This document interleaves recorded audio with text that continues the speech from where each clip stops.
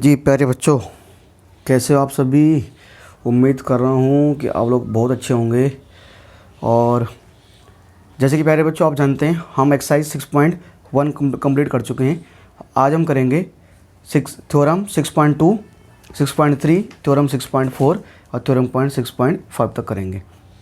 बच्चों, अगर आप में से किसी बच्चे ने हमारे पुराने लेक्चर्स नहीं देखे हैं, कोई बच्चा थ्योरम 6.1 देखना चाहता है या एक्सरसाइज 6.1 देखना चाहता है, वो बच्चा आज के डिस्क्रिप्शन, जो आपकी वीडियो आपको ये लेक्चर मिल रहा है, इसके डिस्क्रिप्शन बॉक्स में क्या मिलेगा, आपको एक लेक्चर मिलेगा। वहाँ पर आपको डिस्क्रिप्शन बॉक्स में आपको पूरा प्रॉपर लिंक मिल जाएगा और वहाँ पर चैप्टर 6 के नाम से उसकी वीडियो होंगी बेटा। और नहीं तो आप हमारे चैनल पर जा सकते हैं। आप चैनल में अगर प्ले लिस्ट पर जाते हैं तो प्ले लिस्ट में सर वहाँ पर हर एक चैप्टर का एक प्ले लिस्ट में एक हमने प्ले लिस्ट बनाई हुई है कि क्लास 9 चैप्टर 6 के नाम से। वहाँ पर भी आपको चैप्टर 6 का आप देखेंगे वहाँ पर, तो चैप्टर 6 का पूरा आपको लेक्चर की सारी आपको जानकारी वहाँ पर मिल जाएगी। ठीक है, चलिए बच्चों शुरू करते हैं बिना किसी देरी के। थ्योरम 6.2। थ्योरम 6.2 क्या कहता है बेटा? हिंदी में इसको बोलते हैं परमेय 6.2। हिंदी में बोलते हैं इसको परमेय 6.2, थ्योरम 6.2। देखिए सर, मैं आपके सामने इसको रख रहा हूँ। थ्योरम 6.2 क्या बोलता है? सर ये कहता है if a transversal intersect two parallel lines, then each pair of alternative interior angle is equal। Hindi में इसका मतलब मैं हिंदी में समझाऊंगा। कह रहे if transversal intersect two parallel lines, अगर एक कोई ट्रांसवर्सल है अगर एक ट्रांसवर्सल दो समांतर रेखाओं को प्रतिच्छेद करती है। ट्रांसवर्सल का मतलब होता है कि तिर्यक रेखा। ट्रांसवर्सल को बोलते हैं तिर्यक रेखा। तो इसका पहले फिगर बनाना पड़ेगा हमें। ठीक है, तो प्यारे बच्चों, इसका मैं आपके सामने एक फिगर प्रस्तुत कर रहा हूँ कि एक टू पैरेलल लाइन्स को ना, मेरे पास दो पैरेलल लाइन दी हुई है कि हमारे पास दो पैरेलल लाइन्स दी हुई है और एक लाइन ऐसे आती है, एक ट्रांसवर्सल लाइन आ रही है। ठीक है, और वो इन दोनों पैरेलल लाइन्स को इंटरसेक्ट कर रही है, यानी काट रही है।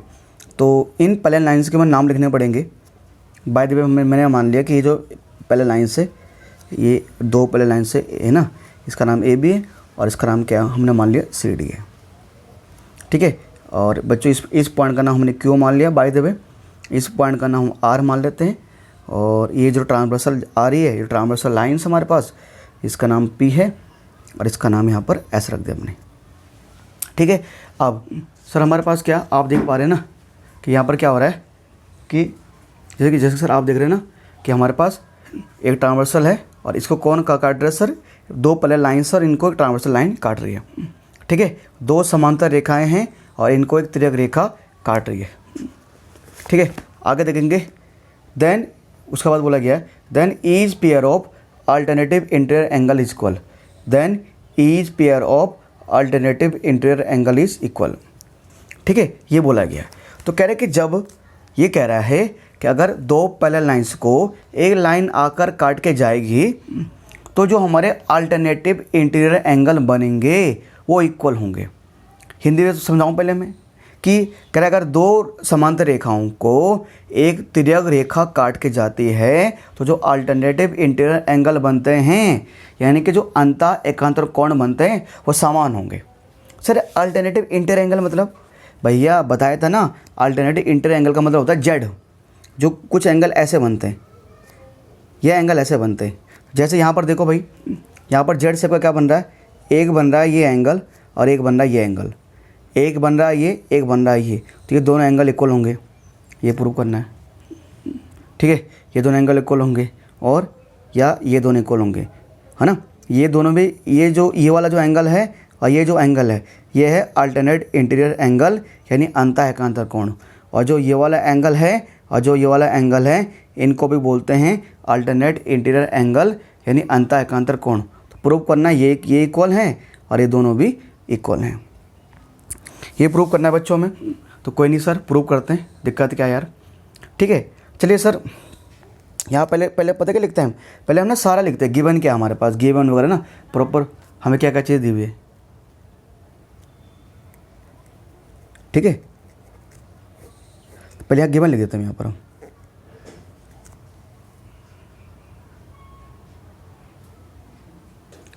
तो बेटा क्या करेंगे कि यहाँ पर ना सबसे पहले हम पहले लिखते हैं गिवन, ठीक है।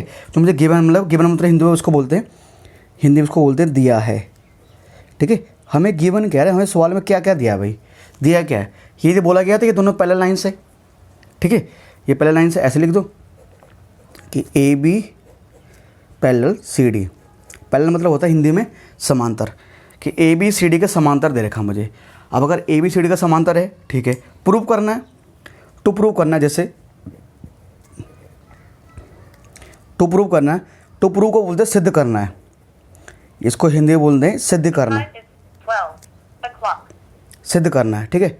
सिद्ध क्या करना है, हमें सिद्ध करना है कि ये जो हमारे अल्टरनेट इंटीरियर एंगल होते हैं, अंतर कोण होते हैं, वो कौन से एंगल होते हैं, ये जो कोने वाले होते हैं, जैसे ये वाला एंगल और ये वाला एंगल, ये अल्टरनेट इंटीरियर एंगल हो गया, ये वाला एंगल और ये वाला एंगल, ये अल्टरनेट इंटीरियर एंगल हो गया।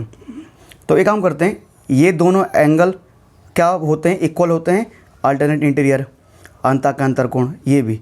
तो किसी एक को ही प्रूव कर दो, जैसे इंद्र को प्रूव कर दो, है ना, ये प्रूव हो गया बस, और ये भी तो अपना प्रूव हो जाएंगे यार, क्यों, ये भी अल्टरनेट है, ये भी अल्टरनेट है। तो मान लो मैंने लिख दिया प्रूव मुझे करना है कि एंगल बी क्यू आर बराबर है एंगल सी आर क्यू के, मतलब ये वाला जो एंगल है मुझे प्रूव करना है कि जो मेरे पास ये वाला एंगल जो बन रहा है ना, ये एंगल कहने कि ये जो एंगल है, ये एंगल इस एंगल के बराबर है, ये मुझे प्रूव करना है। लिख दिया मैंने, ठीक है सर। तो गिवन है टू प्रूव। अब उसके बाद लिखते हैं प्रूफ, लिखते हैं प्रूफ।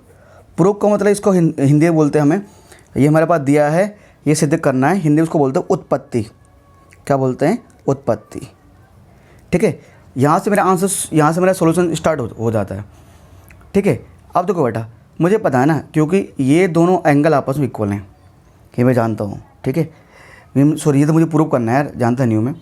एक काम करो प्यारे बच्चों, देखो अगर मैं आपको बोलूँ कि मेरे पास जो एंगल बी क्यू आर है, मेरे पास जो एंगल, कौन सा एंगल है मेरे पास, एंगल बी क्यू आर, ये जो एंगल बी क्यू आर, ये जो एंगल है, ये एंगल किसके बराबर होगा, एंगल ए क्यू पी के, एंगल ए क्यू पी के। ये जो मेरे पास जो बी क्यू व आर वाला एंगल है, वो किसके होगा, एंगल ए पी क्यू के बराबर होगा। क्यों होगा सर ये वाला एंगल, क्योंकि हमें पता नहीं, इन ये जो ऐसे आमने सामने एंगल होता है ना, ये आपको नहीं पता, मैंने पहले बताया था। अगर मैं साइड में समझाऊँ, ये जो एंगल होते हैं ऐसे, ये एंगल इस एंगल के बराबर होगा। दो लाइन एक दूसरे को काट रही है ना, तो ये जो आमने सामने का कोण बनते हैं, ये जो ऐसे आमने सामने के एंगल बनते हैं, इक्वल होते हैं, इन्हें बोलते हैं vertically opposite angle.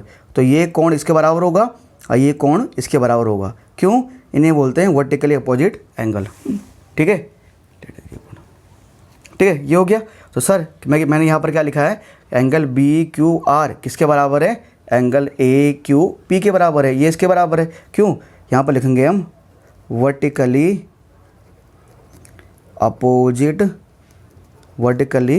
Opposite angle. Hindi वाले बच्चे क्या बोलेंगे इनको, हिंदी वाले बच्चे बोलेंगे शीर्षाभिमुख कोण, हिंदी वाले बच्चे बोलेंगे शीर्षाभिमुख कोण, यानी कि वर्टिकली अपोजिट एंगल, ठीक है सर। ये हमारा वर्टिकली अपोजिट एंगल हो चुका है, ठीक है, ये हो गया सर, ठीक है, ठीक है, ठीक है सर, सिंपल है। अच्छा सर, ये हो गया। तो इसको ना इक्वेशन मान लो, समीकरण मान लो, ऐसे इक्वेशन फर्स्ट मान लो, क्या मान लो, इक्वेशन फर्स्ट, ये इक्वेशन फर्स्ट हो गया, समीकरण एक हो गया ये। अच्छा, अब ऐसे ही प्यारे बच्चों, ऐसे हम क्या कर सकते हैं, देखो हम लोग ऐसे क्या कर सकते हैं कि हमारे पास ना सेम एक चीज़, देखो आप ये हो गया। ऐसे ही अगर ये दोनों वर्टिकल अपोजिट एंगल है, तो ऐसे ये भी है, एंगल क्यू आर डी, ऐसे ये भी तो है कि एंगल क्यू आर डी, कौन सा एंगल, ये देखो ना, कौन सा एंगल सर, ये एंगल है, एंगल कैसे, क्यू आर डी, है ना। जैसे ये वाला एंगल वैसे होने के लिए ये भी वर्टिकल अपोजिट एंगल बना रहा है, पर ये नहीं लिखेंगे हम, इसका नाम हम यहाँ पर नहीं लिखने वाले, हम किसका नाम लिखेंगे सर, है ना। अब बड़े एक काम करो, पहले मैंने क्या लिखा अभी तक, पहले मैंने कहा कि सर जो मेरा एंगल बी क्यू आर है, वो एंगल ए क्यू पी के बराबर है। ये दोनों एंगल क्या बनाएंगे, ये दोनों एंगल वर्टिकल अपोजिट एंगल बना रहे हैं। इसके बाद मैं क्या करूँगा, क्या करेंगे, इसको ना काट दो, एक थोड़ा मिस्टेक हो गई है। देखो बेटा बच्चों आप लोग जानते हो ना कि जो मेरा ए क्यू पी है, जो ए क्यू पी ये एंगल है, जो ए क्यू पी एंगल, और जो मेरा मैं इसको ऐसा बोलूँ, हाँ ए क्यू पी बोलूँ, और जो मेरे पास एंगल है, कौन सा एंगल है बेटा, सी आर क्यू। देखो मैं जब ए क्यू पी की बात कर रहा हूँ तो मैं इस एंगल की बात कर रहा हूँ, इस वाले की, और जब मैं सी आर क्यू की बात कर रहा हूँ तो मैं इस एंगल की बात कर रहा हूँ। तो ये वाला एंगल और ये एंगल आपस में इक्वल है नहीं है? क्यों इक्वल है? इन्हें क्या बोलते हैं? इन्हें बोलते हैं कॉरस्पॉन्डिंग एंगल। कौन सा एंगल बोलते हैं सर? Corresponding angle. और कॉरस्पॉन्डिंग को हिंदी में क्या बोलते हैं? संगत कोण। कॉरस्पॉन्डिंग क्या बोलते हैं? संगत कोण। तो मैं यहाँ पर लिख देता हूँ, जो हमारे पास एंगल सी आर क्यू है वो किसके बराबर है? एंगल ए क्यू पी के। एंगल ए क्यू पी के इन्हें बोलते हैं कॉरस्पॉन्डिंग एंगल। क्या बोलता है बेटा? Corresponding angle. कॉरस्पॉन्डिंग एंगल बोलते हैं, याद इसको हिंदी में बोलते हैं संगत कोण। क्या बोलते हैं? संगत कोण। और इसको मान लो समीकरण नंबर 2। काफ़ी बच्चे कह रहे भैया समझे नहीं। देखो बेटा मैंने कहा एंगल ए क्यू पी और सी आर क्यू है ना, ये एंगल इक्वल हैं। कह रहे हाँ सर क्यों इक्वल हैं? ये भी लाइन के ऊपर है, ये भी लाइन के ऊपर है। तो मैंने आपको समझाया था ना, जब मैं आपको कॉरस्पॉन्डिंग एंगल और वर्टिकली, जब मैं एंगल्स के बारे में बता रहा था, मैंने समझाया था आपको ये दोनों एंगल इक्वल होंगे, दोनों क्या होगा? वर्टिकली दोनों हो गए कॉरस्पॉन्डिंग एंगल हो गए सर। ठीक है, बिल्कुल सर, दोनों कॉरस्पॉन्डिंग एंगल हो गए। अब एक चीज़ देखो जरा, जो इक्वेशन फर्स्ट है मेरे पास, इक्वेशन फर्स्ट में क्या आ रहा है सर? इक्वेशन फर्स्ट में जो ए क्यू पी है, ये A Q P B Q R के बराबर है। और इक्वेशन सेकंड में, जो मेरे पास ए क्यू पी है, यही A Q P angle C R Q के बराबर है। फर्स्ट में ए क्यू पी किसके बराबर है? बी क्यू आर के। सेकंड में यही ए क्यू पी किसके बराबर है? सी आर क्यू के बराबर है। तो क्या करेंगे सर? यहाँ लिखेंगे from first and second equation. From first and second equation. Hindi वाले बच्चे खुद से लिख देना समीकरण 1 और 2 से। हिंदी वाले बच्चे बोलेंगे समीकरण 1 और 2 से। क्या मिला देखो बेटा, तो यहाँ भी इस पहले इक्वेशन में भी ए क्यू पी आ रहा है और दूसरे इक्वेशन में भी ए क्यू पी आ रहा है। हम क्या देख रहे हैं, मतलब ये बी क्यू आर भी ए क्यू के बराबर, ए क्यू पी के बराबर है, और सी क्यू आर भी ए क्यू पी के बराबर है। मतलब ये दोनों चीज़ें सेम चीज़ के बराबर है। अगर ये दोनों सेम चीज़ के बराबर हैं तो ये दोनों भी आपस में इक्वल हो जाती है। ये चीज़ बेटा हमने पढ़ा है कि अगर दो चीज़ें सेम चीज़ के बराबर है, बी क्यू आर भी ए क्यू पी के बराबर है और सी आर क्यू भी ए क्यू पी के बराबर है, तो दोनों आपस में क्या हो जाएगी? इक्वल।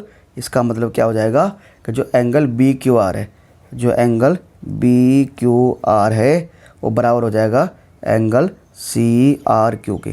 किसके? सी आर क्यू के। अब मुझे क्या प्रूव करना था?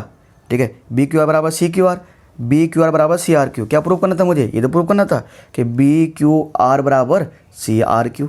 ये तो प्रूव करना था ना मुझे। चले प्रूव कर दिया मैंने, तो ये हो गया हैंस प्रूव्ड। Hence proved. इसको हिंदी में बोलेंगे इति सिद्धम। इति सिद्धम मतलब ये हमारा सिद्ध हो गया। ठीक है, तो प्यारे बच्चों इसी के साथ हमारा थ्योरम 6.2 कंप्लीट हो चुका है।